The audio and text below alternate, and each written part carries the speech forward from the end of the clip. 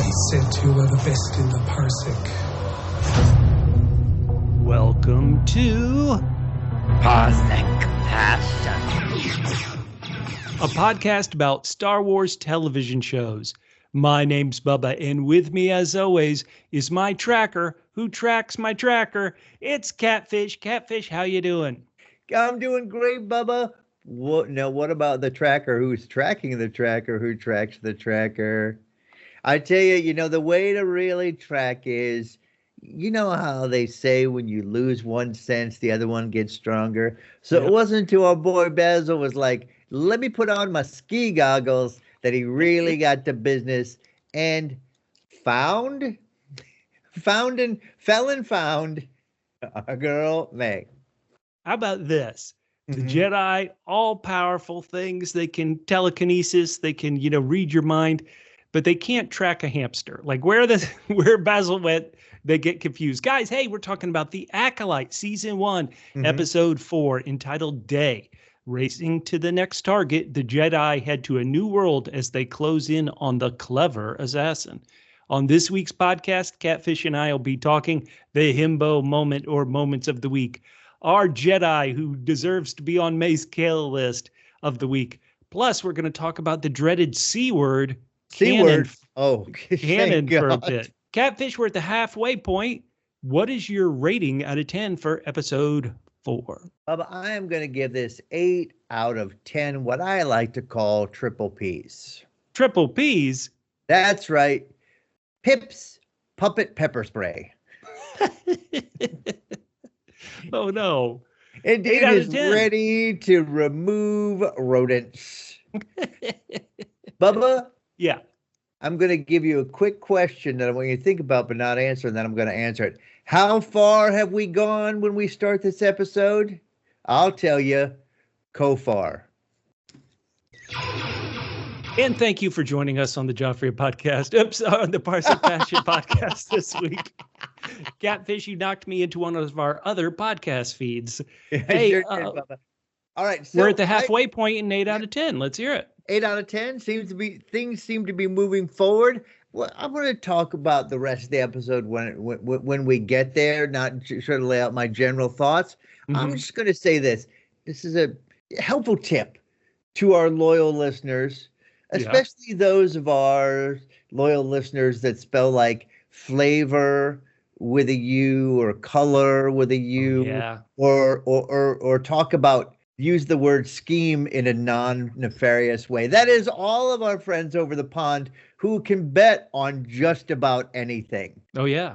Let's hear it. As far as the unknown master, I am putting 80% of my money on Qimir and 20% on Vernestra. The only reason I'm putting going so high in Vernestra, and I could be wrong, I'm just assuming that Mae has been trained by the master for a while. But that could be wrong. The master could have picked, but she does pretty good. Although, if that was the case, where Qimir was hiding his outfit in the forest, I'm a little confused about. So anyway, because Catfish is putting his money 80% on Qimir and 20% on Vernestra, I want our listeners who can bet on this to bet 100% that it's not going to be Qimir or Vernestra. And put it in a trifecta, in a box. So it's put safe. it in a box, not Qimir or Vernestra. Bubba? Yeah. What was your rating for this week's episode entitled Yay? Catfish, it's so crazy you went out 8 out of 10 for your rating. Because, spoiler alert, I'm going to give this episode 8 double E's out of 10. Oh, double E? Wait, double E's? Expletive-worthy ending. Expletive-worthy? Yes, because when suddenly Mae goes into Kalnaka's hut and sees he's got, and then outside you see this creepy figure floating down out of focus behind Osha, I'll admit it, I sat up and went, oh, poodoo. We are in deep.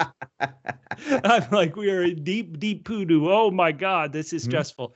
Now let me say that on my Disney Plus timer, The first 25 minutes of this episode, which admittedly included the previously on, but the first 25 minutes, I thought it was a 6 out of 10. I loved Bazil. Bazil's a great new character, so I loved him.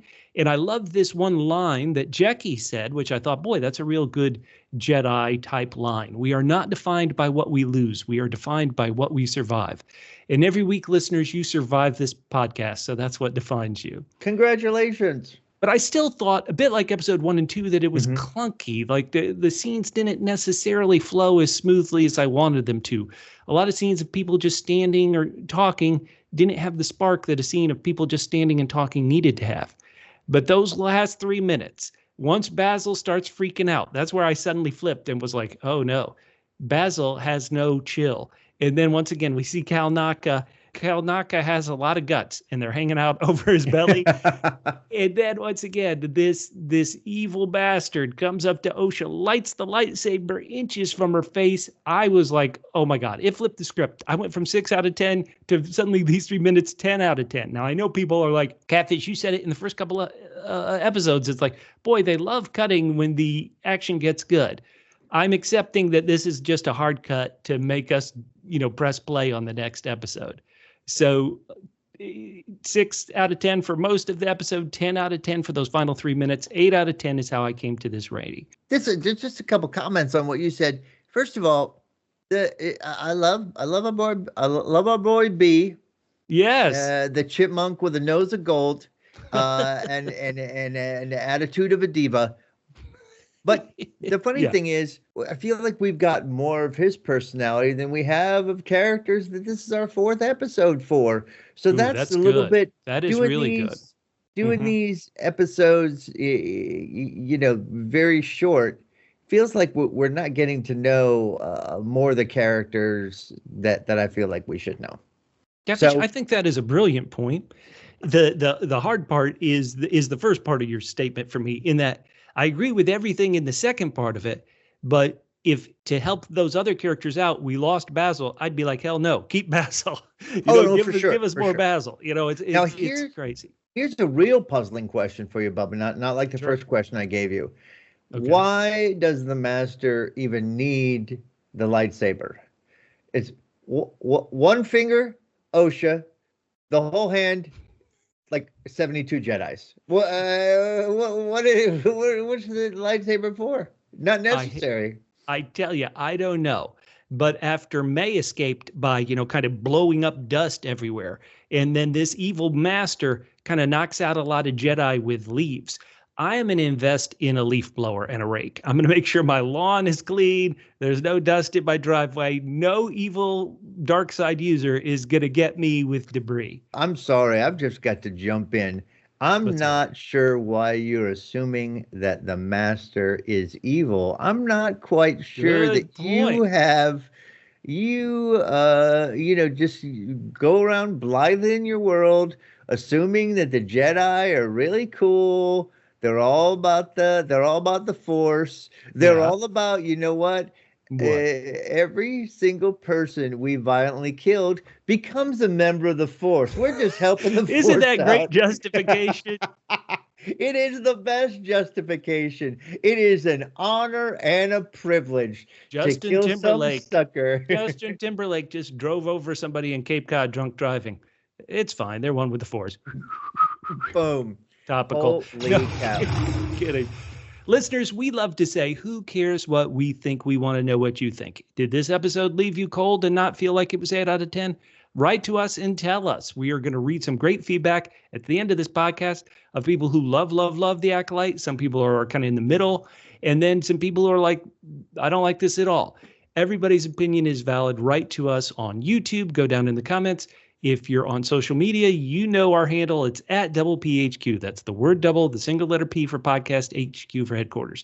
At double PHQ on Twitter, Instagram, Threads, Facebook, YouTube, a couple more that we signed up for that we forget. And Bubba, I just want to remind our listeners, if you are the kind of person who loves child-friendly comment, we are also covering House of the Dragon. We just released the first episode for the second season of House of the Dragon. Catch that on the Joffrey of Podcasts. That has our typical humor. We're trying to laugh as newborn and/or preteen children brutally die on the show. So yeah, if that's your kind of content, also check us out on that. And please leave us reviews on Spotify, Apple Podcasts, Stitcher. Call in to iHeartRadio. Sometimes we're on iHeartRadio just because we're on their app. They're desperate for content too. So look, just if you do it, let us know because we can't track down this the 300 things that people are listening on. The YouTube right here below our beautiful faces. Make some comments there. We'll read them there. We love. You know, we have some serious conversations mixed in with comedy. Feel free to either join us on either side. We've had some people leave us some really long, some thoughtful, deep messages that we've actually responded to seriously before we make a bad joke. So please leave us any kind of feedback. Now, Bubba. Yeah. Speaking of something serious discussions. Well, let's hear it. We've got to first cover one of our regular, and by regular, I mean this is the second podcast we're doing on The Acolyte, and it's the second time we're doing it. We've got to discuss. You've got two twins. They're different. You got to pick between them. Are you Team Osha or are you Team Mae? Now, look, you can carry it through from the past, or you can do what I'm going to do is I'm going to judge people by what they are now. So in other words, I'm going to make my pick based on what they did in this episode. Bubba, do you want me to answer first or do you want to go first? This is something we're going to do every week, listeners. We want you to join with us. We got some great feedback from last week on if you're Team Mae or Team Osha. Osha is leaving. Her sister, she knows her sister is a murderer. She's leaving Coruscant. She's just going to go. This is not my problem anymore. It's the Jedi's problem. Saul comes up. You know, I need you. And she's like, you want me to join the Jedi Order again? And Saul's like, great weather we're having, huh? So for Osha taking that very powerful L in this episode, I'm Team Mae this week. That's how I decided.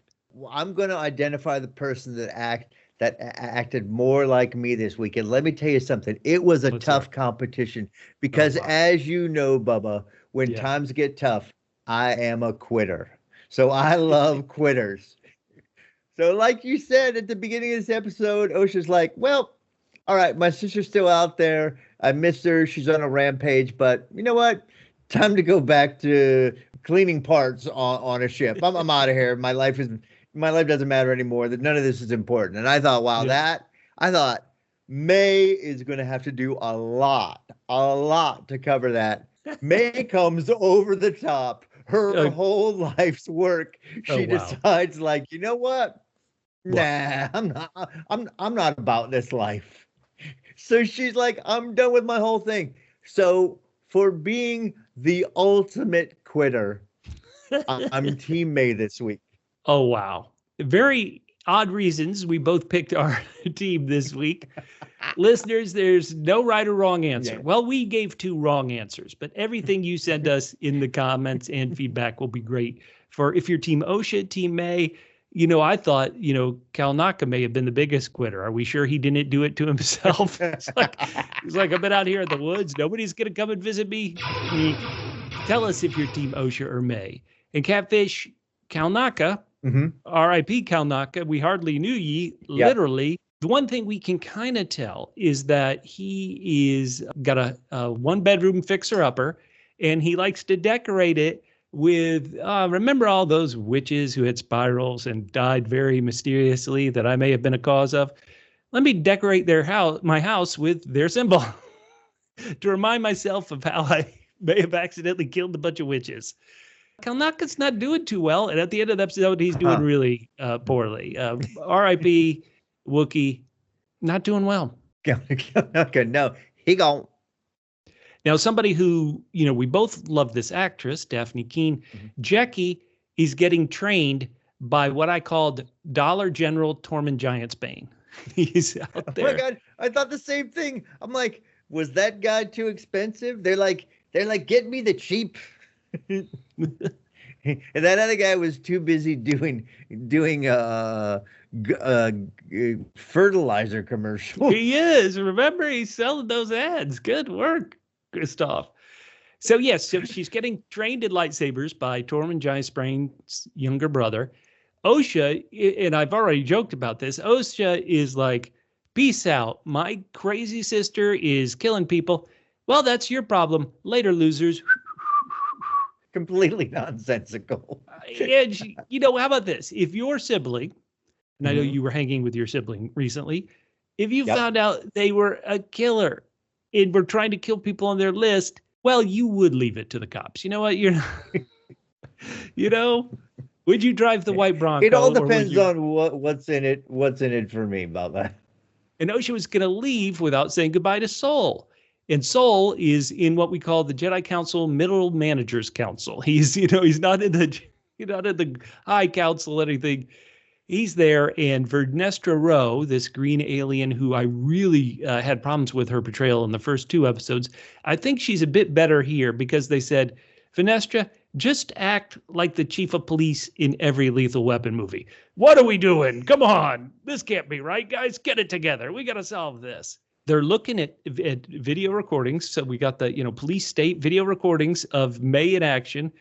And Venestra's like, she was trained by a Jedi. I can tell. Nobody else would be able to teach somebody to do parkour like that. And so what'd you think, Catfish? What'd you think of these guys? Nobody said Sith, which is interesting. Nobody said, hey, this is a Sith. That's an important point that we'll get to in canon. But let's hear it. What'd you think of this Jedi get-together scene?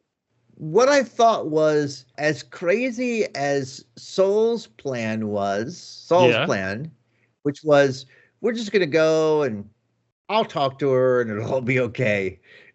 Renestra's plan was, we're going to send a bunch of people that she doesn't know, and they're going to be able to talk her out of it. Sure. I was completely confused. This is part of the thing that makes me think that Renestra's in on it, because it's just like, that plan makes absolutely zero sense. Let's see, we got 2 Jedi Masters gone. We're just going to, she almost seemed to imply even too that they weren't going to kill her. Like, she was just going to come willingly. I'm like, yeah. What world are you on? Well, I want to talk about that. Have you been watching this show? I want to talk about that in a second, but first I want to get to Vernestra, once again, the chief of police in this scene. She's like, Sol, why didn't you tell me the other twins survived? Sol, once again, he trusted his eyes, even though he tells people not to trust their eyes. He's like, I didn't think she could have survived the fall. As other podcasts I actually listened to pointed out, all the witches were dead. You could have gone and checked and seen if anybody survived, if the kid could have survived the fall. You could have done a lot of things. But instead, most likely because they feel a bit of guilt, they were like, let's leave this mess. It'll be a feast for the crows. But taking Saul's vision as it is, do you think Mae somehow used the Force to save herself?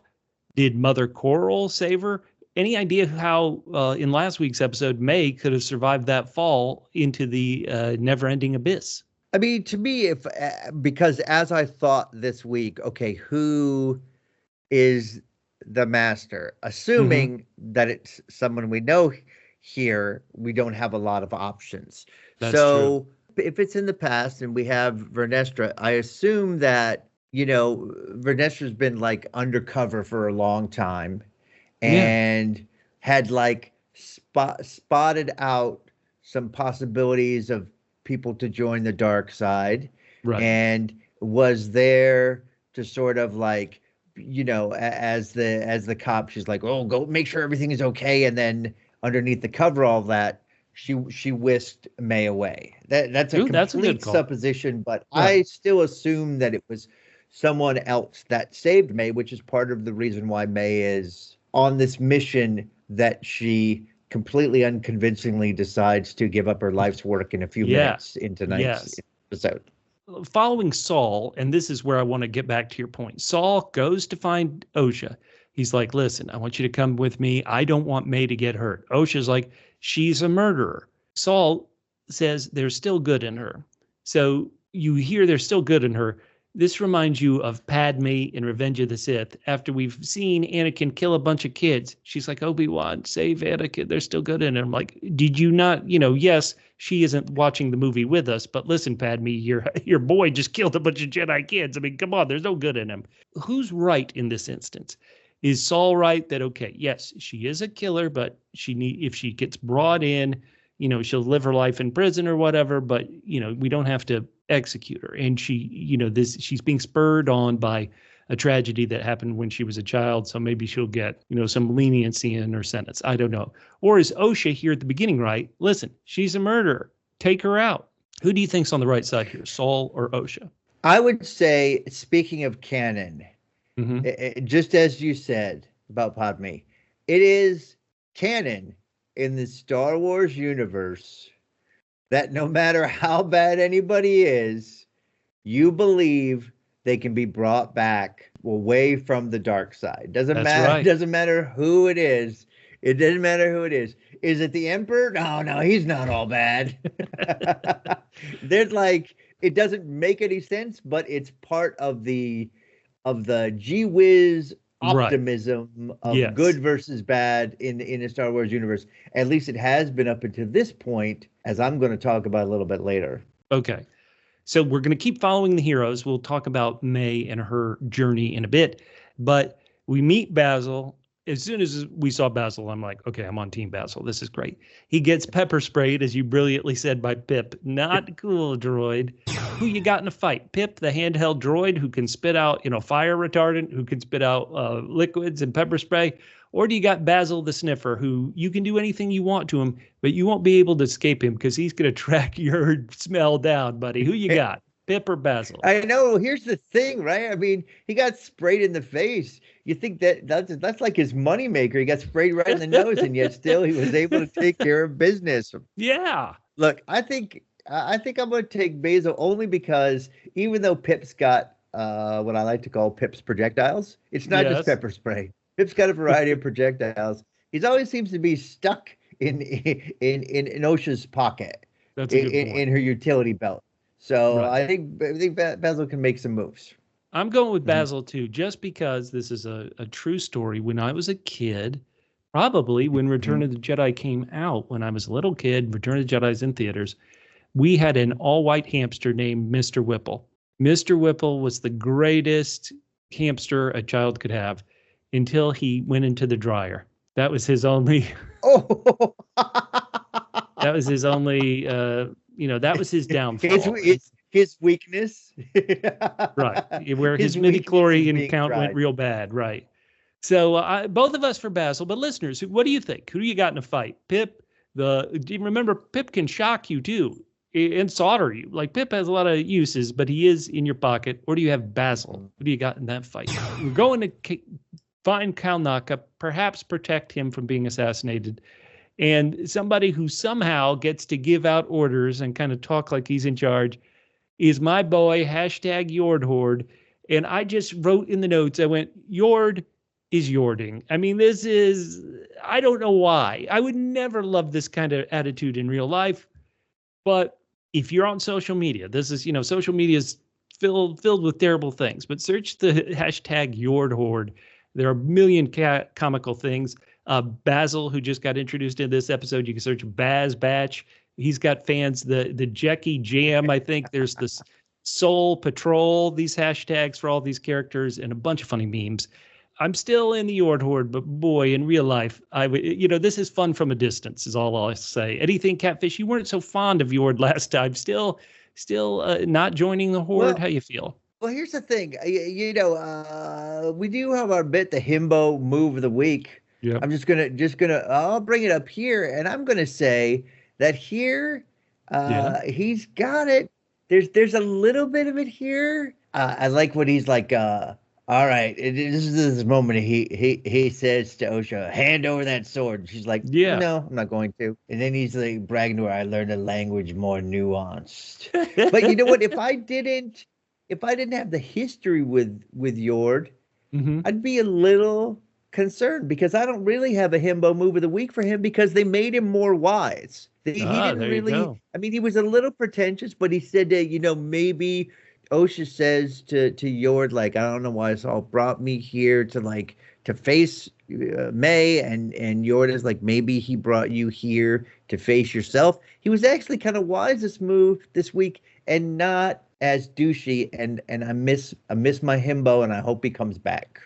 Well, after the master blasted him with those leaves and branches and stuff, the next episode's can be, 30 straight minutes of him steaming and cleaning his robes so they're not messy anymore. Oh, absolutely, absolutely. Well, he might have to steam his clothes right after they go to the junkyard. They go to Sanford and Son to get some information.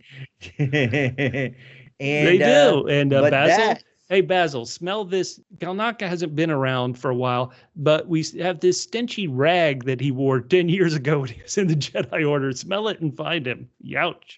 Bubba, the second I saw these woods and they're walking around, I'm like, where are the rodents of unusual size? Call back to the Princess Bride. So yes, good. Mae's like Kalnaka the Wookiee. You killed my mother, Anaseya. Prepare to die. Now, Osha did a boo-boo. Osha gets a little handsy. Yeah, she gets handsy. Touching the tree bugs. Don't do it. And then she feels bad when one of them starts to, kind of attack. And Saul's like, I got a bug zapper right here. Youch. Any thoughts on Osha, kind of feeling guilt that an innocent touch of feeling the life force of this animal, the end result was one dead bug, which isn't, which I guess the bugs really weren't bothering anybody. What do you think about this? I guess I like that she takes the fault on herself, but I wish at one point she would say, well, maybe that was a bit of an overreaction, and realize that the Jedi are soulless killing machines who, again, are just like, we need some more force, so let's kill some people so that they can be transformed into the force. The bug never had it so good as when he was sliced in two and dead in one with the Force. Last week was nothing but a flashback about what happened to these twins when they were young on this planet Brendok. Saul gives a line that many people are like Ned Stark's line in Game of Thrones, where he's like, next time I see you, John, I'll tell you about your mother. But not until then. And nothing will happen to me until then. So Saul, I jokingly wrote in the show notes, Saul says, once these action scenes are over, I'll tell you what went down when you were a kid. He knows he did something. There's never a good time to say, I accidentally caused all your witch family to die. My bad. Bubba, my only response to you when I read yours was the real translation of what he said is, when there are about 30 Jedi around, I'll explain to you how I killed almost everyone you knew as a child. Yeah. And sorry, I didn't kill them. I added them to the Force. Oh, so good. Right. That's my translation of what he was saying. Right. It's like, I'm going to have these other Jedi form a circle around me as I tell you the boo-boo that we had when you were a child. Okay, let's jump over to Mae and Qimir. We have not talked about them really yet. Qimir, in the last time we saw him, he was telling Mae, hey, you've got to kill these 4 Jedi who messed up your witch coven. We know where the Wookiee is. He's on Kofar. And so they're here. They're on this planet, which bounty hunters fear to go in these forests because there's so many monsters like the tree bugs. That said, somebody built a bridge and a path into the forest, so we're going to take that. Let's go back to episode 2. We found out that Mae has a master who's put her on this mission, kill a Jedi without a weapon. These are the 4 Jedi that did your village wrong. But Mae doesn't know who they are. Mae's never seen his face. She goes to Qimir, and you would if he's kind of like the go-between you and the master, or he's somebody else who knows the master. She's like, have you seen him? And Qimir says, I've never seen his face either. But Qimir, your 80% bet is really, really good because you can watch these scenes from a certain point of view. And Qimir is always spinning away, spinning her lines and spinning the idea back to, well, you got to do it. You got to do it. You want to do it. Hey, can you figure out a way to do it? Qimir is not like, yeah, going against a Jedi Wookiee without a weapon. That's crazy. Let's get out of here. It's all like, yeah. Right. He's like, I bet you could do it. And Mae has this line. Let's get to it quickly. Mae says, it's not a test. He, the master, in this case, calls it the final lesson. Your final lesson is one you teach yourself.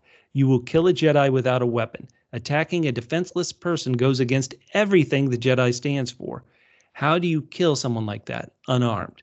So in some ways, the idea is that Mae, in the first episode, went up to Indara. The very first time we see the show, she goes up to Indara and is like, attack me, attack me.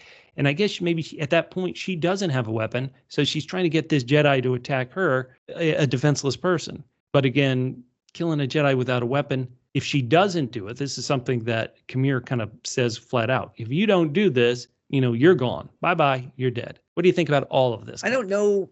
I don't understand why this is the test that the master is giving her.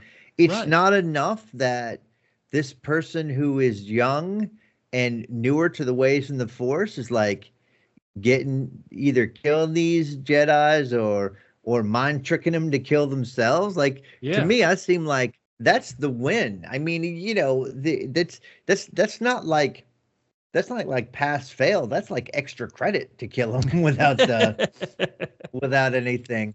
And it makes me think that the master might be almost as bad as the Jedi.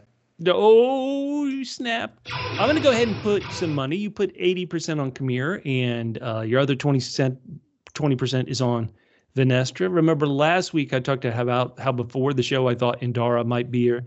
So I'll throw 2 on Indara, though I don't think it's Indara. I'll throw 30 on the horned witch, who is Mother Coral. So that gets me up to 32.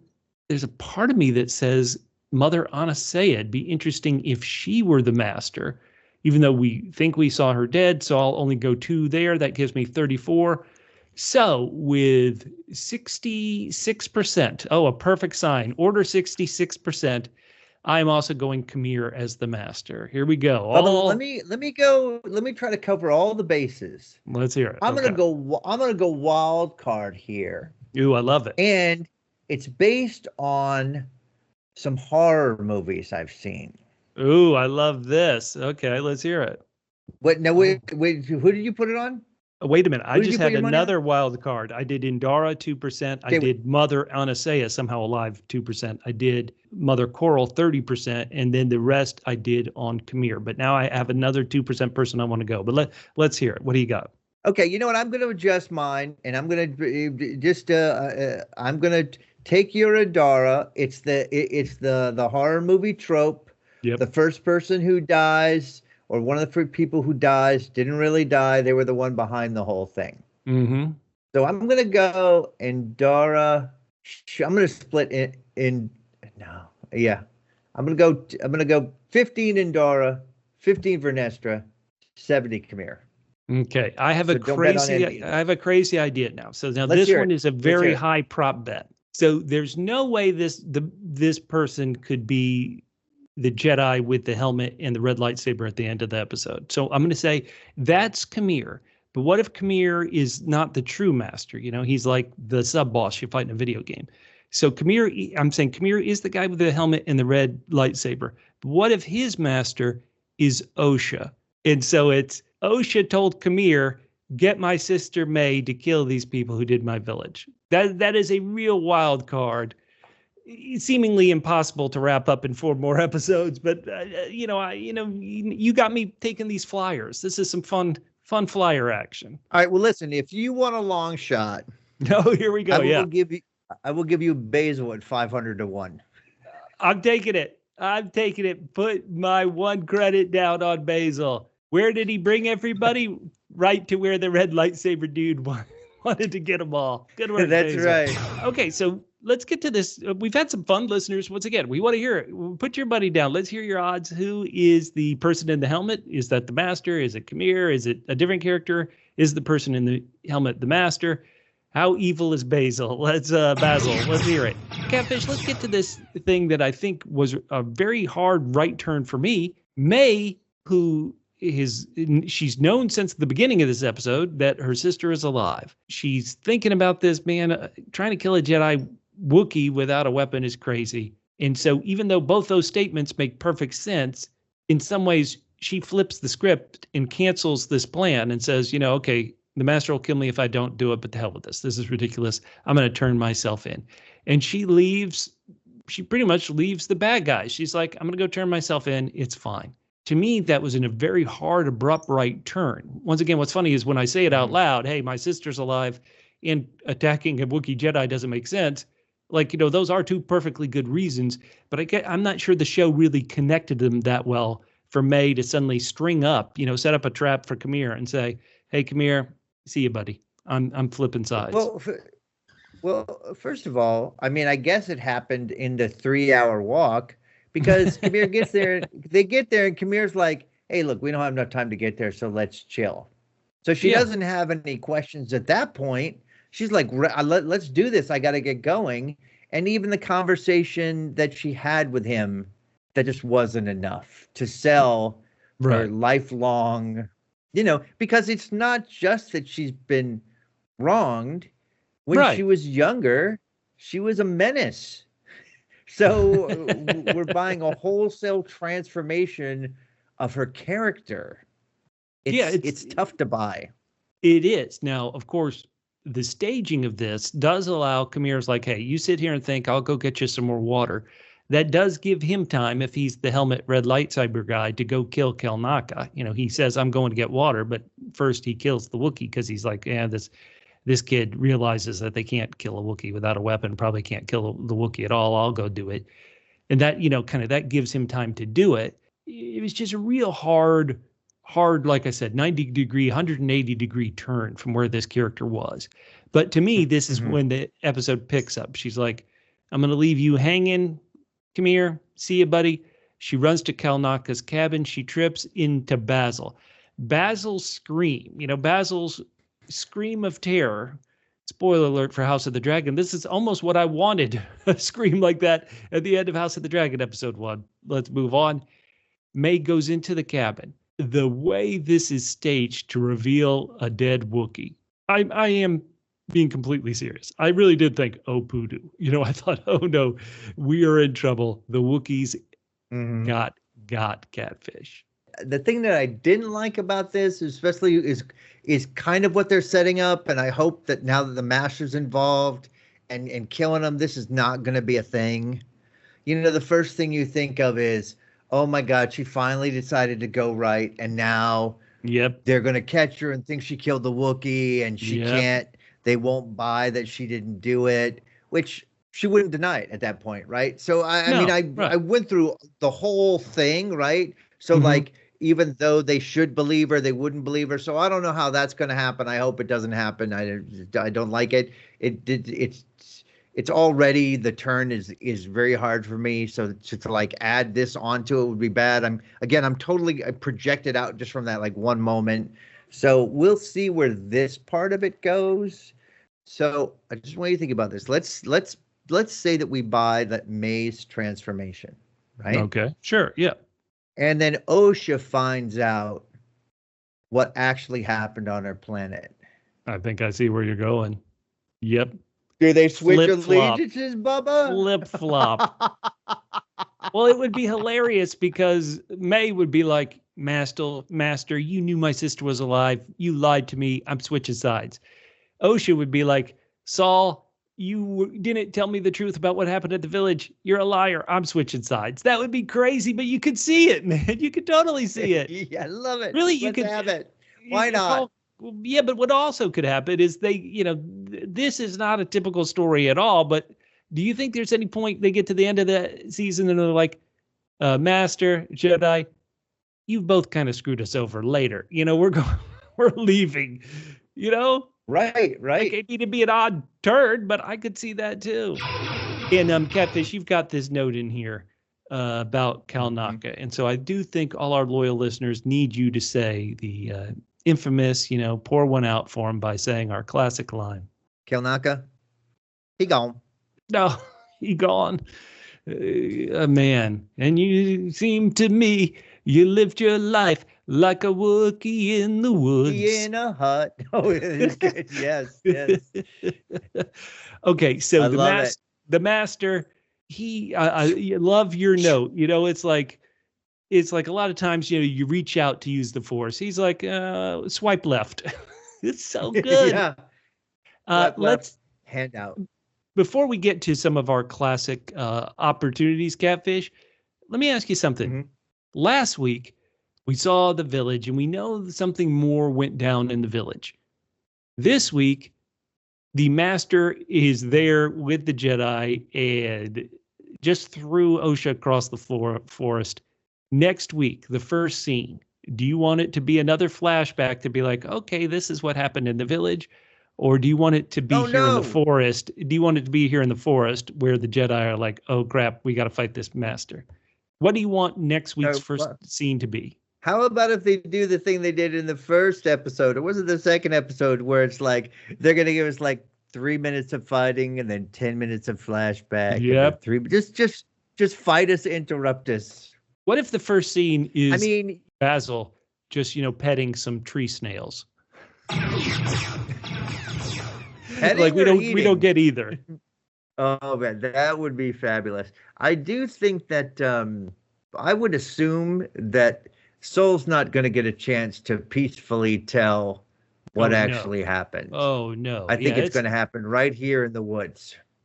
Well, at the very least, like he's going to have to, how a story like this, you'd normally like sit somebody down and say, listen, Osha, I'm going to tell you some mistakes were made. I just want you to understand I'm trying to come clean. We meant the best intentions, but A, B, and C happened. It's not going to have that at all. It's going to be, wait, what did you do? You did what? And so no, it's going to be like, well, Osha, and as he's talking, they do a close up on his face, and then there's like fog, and then it's a flashback. And then when they're done, they fog again, and then he's like, and that's how I ended up killing almost everyone you knew. That way we don't have to see it and hear it. No, or it'd be great. It'd be great if we see it and then Saul tells a completely more slanted story. Yeah, that would be good. And I did watch Rashomon for the first time in my life this weekend, so I'm very familiar now with those tricks.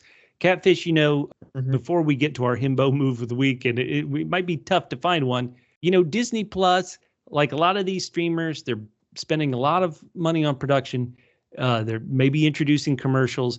You were saying that really Disney missed a sponsorship opportunity to kind of, have some Disney merch and some, advertisements in the show. Well, Bubba, that's what I'm thinking. It's like what happened with TV shows when they were on network is, people had TiVos, they had DVRs, so we got to get product placement in the shows.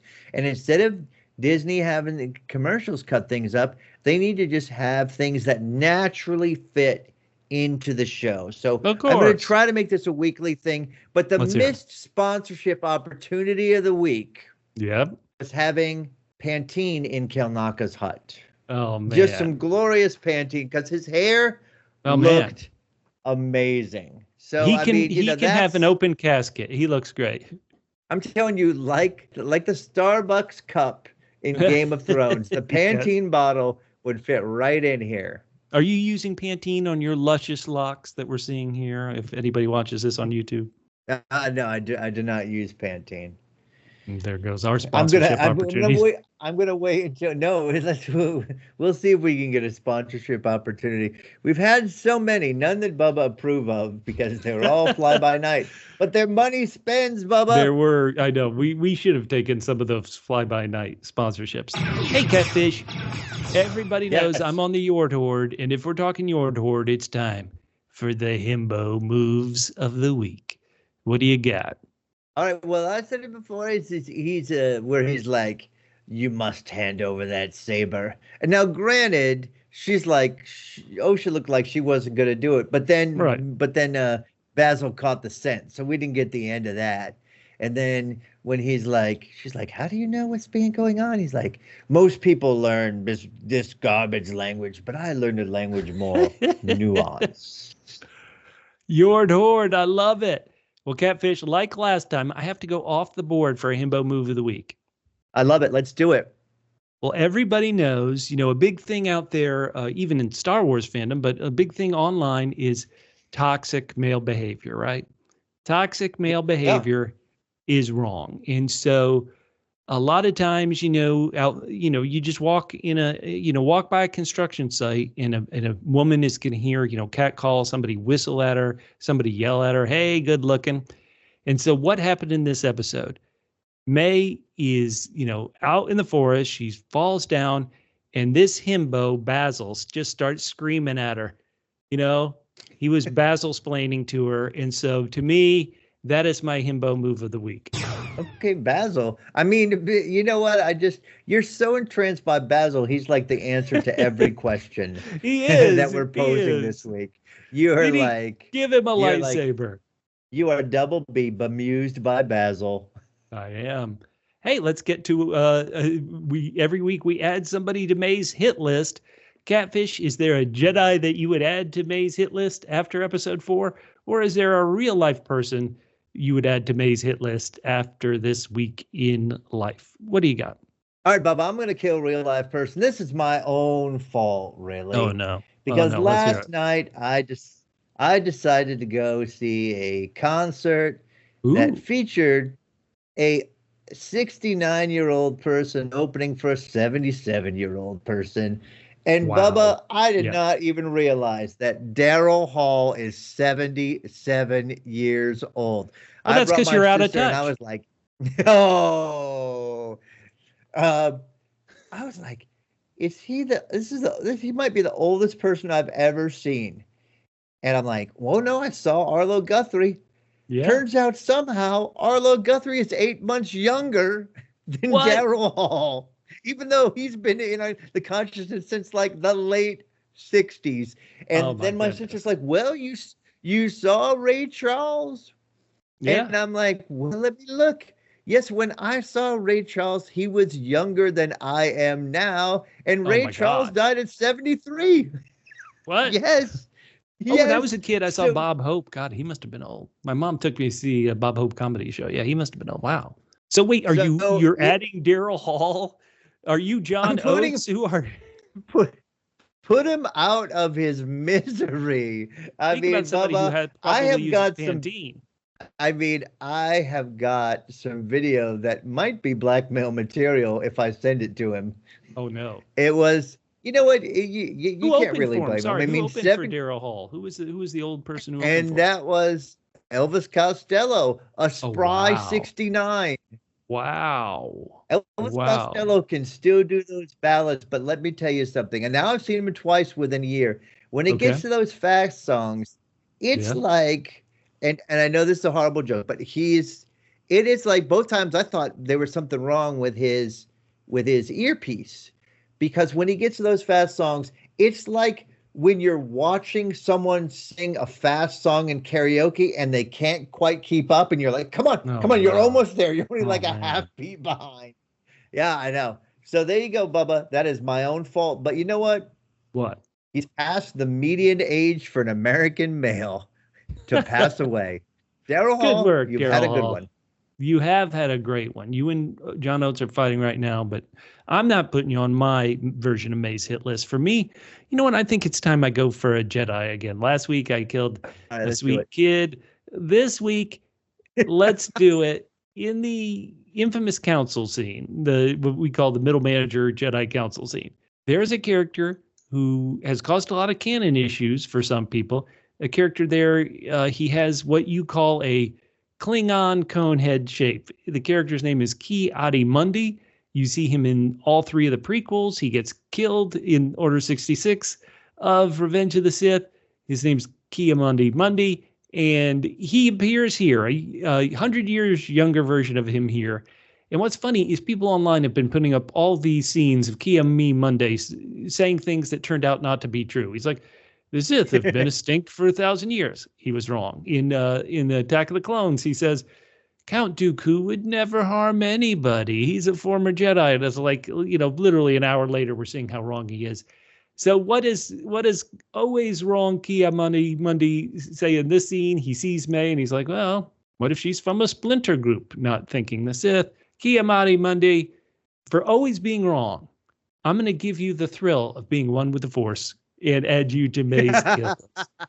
Add to the Force. I love it. Well, Bubba, so you were talking about, since you're talking about canon here, we already have, is this the second person we have who appears to have some extreme longevity that you may be questioning, or there's any other issues that you're having? Well, let's get to Qimir Mundi first. Number one is that, and you have to go deep on this ridiculousness, but Lucas, when he owned the Star Wars franchise media empire, he kind of told the comic book authors and the novel authors, do whatever you want. Like you do whatever you want. You can kind of have your canon, and I'll have the canon of the movies, which is the number one, the real story. And the books and comics, you can do whatever you want, but if I want to contradict you, tough luck. When Lucas sold his properties to Disney looked at all these comic books and novels and said, this is too unwieldy. They contradict each other all at the same time.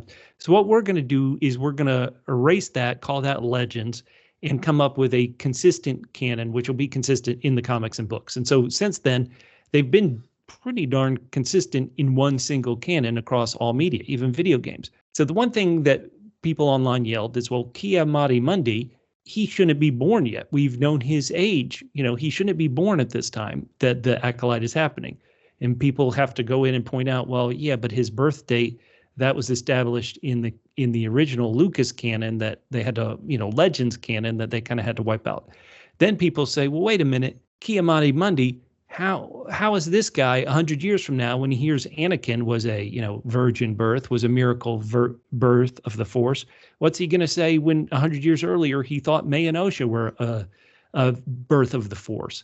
And people online have to go in and say, well, you got to watch the show they're giving us. In the show, none of the Jedi that we've seen know that Mae and Osha were, kind of had a special birth created by Mother Anastasia. Then the final thing is, once again, Qimir Mundi always being wrong. In The Phantom Menace says, the Sith have been dead for, gone for 1,000 years. And they're like, wait a minute, 100 years before, there's this guy with a helmet and running around with a red lightsaber. And so you kind of have to tell these people, yes, that could contradict the canon. But in the scene Qimir Mundi's in, nobody says the word Sith. Nobody thinks Mae's a Sith. And there's a chance that, the Jedi are going to, fight this guy with a red lightsaber and a helmet, but they still won't think he's a Sith. And so therefore it doesn't break canon. But some Star Wars fans, and, everybody can decide, kind of what's important to them. Some of them are like, how dare you do this? How dare you contradict what George Lucas put in his movies? And I got into a bit of an online kind of kerfuffle. Did you get blocked again? Not yet, maybe.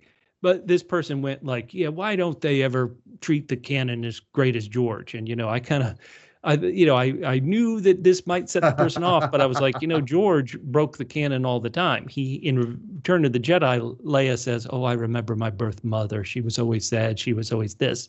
Lucas makes the prequel films.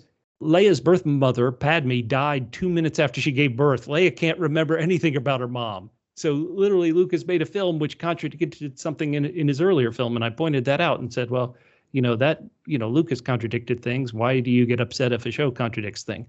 And pretty much the person wrote me back and said, Lucas didn't contradict anything. You're wrong. And I was like, well, I just pointed out one thing that he contradicted himself on. And yeah, I may be blocked. So, everybody can consider what they consider canon to be the most important thing. But these little non-controversies are coming up about the Acolyte because everybody likes the idea of it being one story and everything kind of makes sense. And so when these possibilities come up, which so far that's all the Acolyte is this possibility of breaking canon, like people getting very sensitive, do not touch my lore.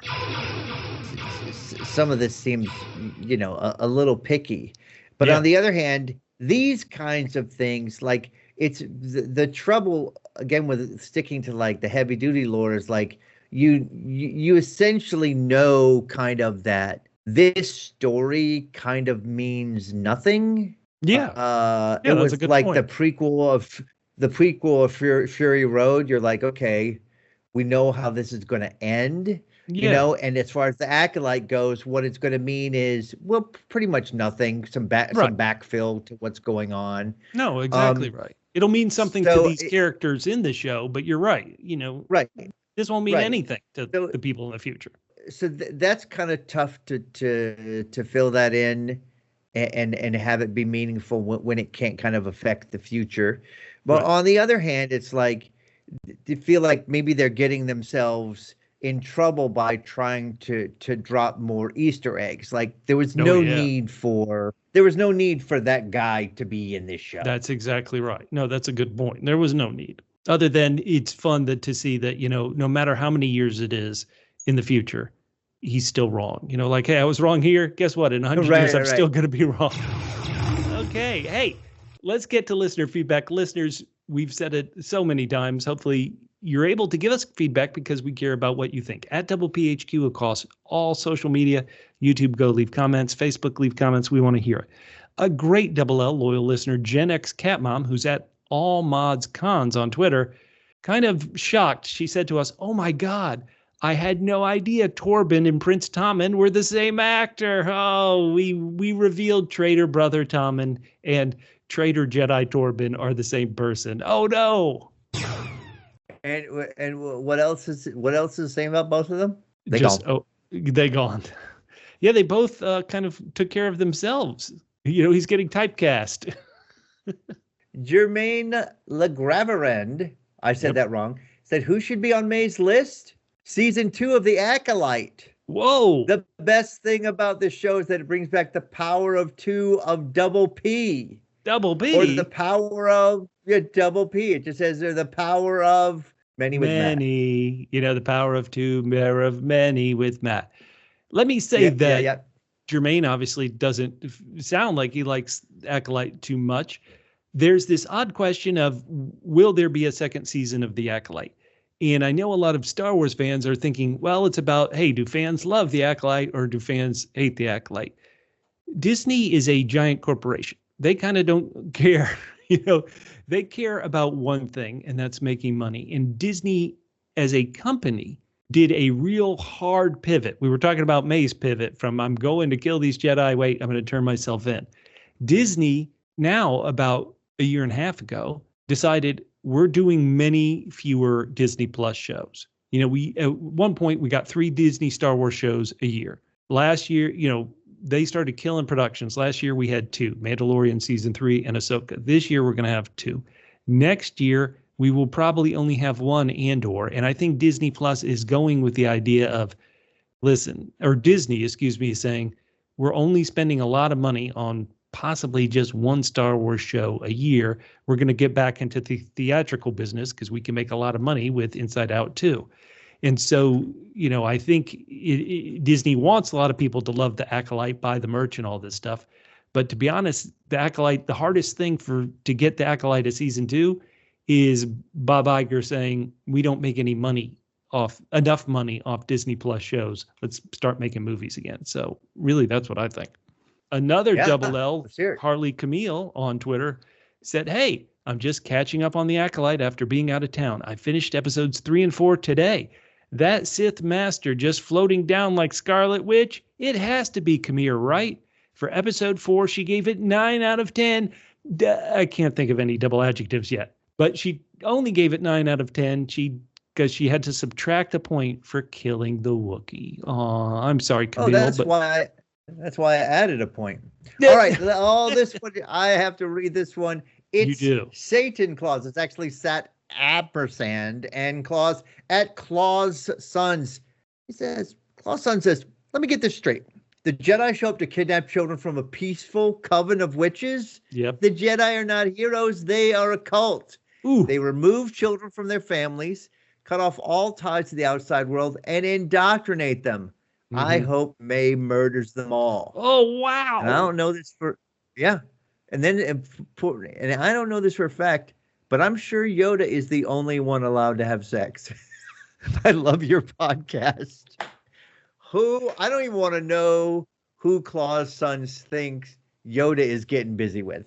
Venestra is also green. Let me say, Claus Sons is, we always talk about loyal listeners, mainly because you guys are brilliant and you always have fun. We're very lighthearted. You're lighthearted and smart, and we love it. Another loyal listener, Link Hogthrob on Twitter at Matt's Test Lab 1 wrote, wow, this masked villain at the end of season 4, the Master, strong Kylo Ren vibe. Though, can we talk about how all these episodes have 5 minutes of ending credits and it's in a half-hour episode? it always skews the anticipated runtime. Yeah, it is about 5 minutes of end credits. So when you see the time on your Disney Plus counter, subtract that. I would say, honestly, because I'm always looking, I think it's either 6 or 7.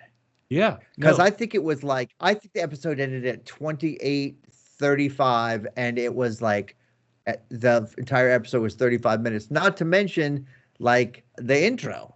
The previously on. Yeah, without question. All right, here we go. Right What You Know-a, love that name, says, when Mae locked Osha in a room, I thought, the writers are genius. This is where they reveal Mae stole Osha's identity, and we've had the twins' identity swapped this whole time.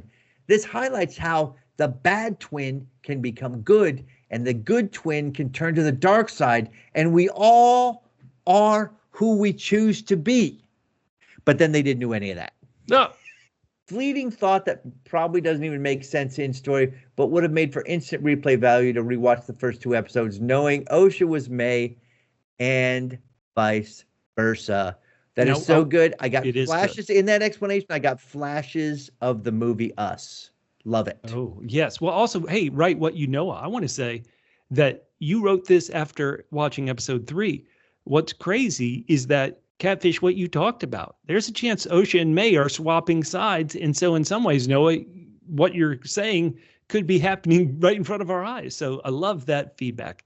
Dan, here's another person who's not quite loving The Acolyte. After episode 3, he said he gave it only 5 out of 10 triple W's. Triple W's? Whiny, worthless witches for episode 3 of The Acolyte. He wants to know, he goes, now, he's an Andor fan because he says, where are Dr. Gorst and Double D? Double D? Darth Dedra, when you need them. Darth He thought there was better uses for the witches than burning them, was subjecting them to scientific experiments. Horrible. Oh, but I love Darth Dedra. That is wonderful, Dan. Thank you so much. All right, and at ZephyrCat7, spelled just the way I said it, said, I'm so happy my favorite podcasters are back. And also that you guys are back. No, they did not say that. Oh. You've been missed. Thanks for being one of the few episodes that isn't bashing the show for silly reasons. Wait a second. That's not us, Bubba? We celebrate the show for silly reasons. Right. I rate the 3rd episode 7.5 quadruple Fs. Quadruple Fs. Fiery, fevered flashback frenzy. Wow. Whoa. And the podcast is 10 triple Cs. Triple Cs. Carefully curated comedy. Now, let me say, when you're going up to quadruple letters, I'm looking at that's impressive. And then they came down. Yeah, that is impressive. I'm also glad but unsure that any of those C's actually describe our podcast. Yeah, I know. That's what I was going to say. Of the 3, I think curated is the least true. Comedy is second least true. And then carefully, okay. But thank you so much, ZephyrCat. Thank you. We're glad you're back. Really finally, appreciate it. All right. Finally, in our feedback last week, every week we talk about are you on Team Mae or Team Osha? Gaverny, who is not the Gavin we know, Catfish, as far as I can tell. This is Gaverny wrote, I'm on Team Osha, I guess. I struggled with the depiction of the kids in episode 3. They were too bratty and annoying to care much about. I guess when you grow up as the only 2 children on your planet, what do you expect? Ooh, that is a good point, Gaverny. That is a very good point. It's like, if someone is brought up as a single child, they can do no wrong. So, and not only that, but these were 2 very special children. Oh so, my gosh, but I'm curious to think, does Gaverny, because I still put them below Little Leda. So cold. Thank you so much for all that feedback. We love it. Please give us more feedback. Answer any of the questions that we pose to each other, or bring up something serious you want to talk about. Talk about your feelings about any changes to the canon, how you're enjoying the show. If you want the master to flick his fingers at the writer's room and make episode 2 disappear, season 2 disappear, let us know all that. Hey, for everybody here at Double PHQ, my name's Bubba. You can find me on social media at Fit and Trim. That's FITTENTRIM at Fit and Trim on Twitter. And you can find me on non-Elon Musk sites at GEETOTHEMAN, G to the man. And we will talk to you next week on... I'm trying to think how Bazil would say it. Parsec Passion.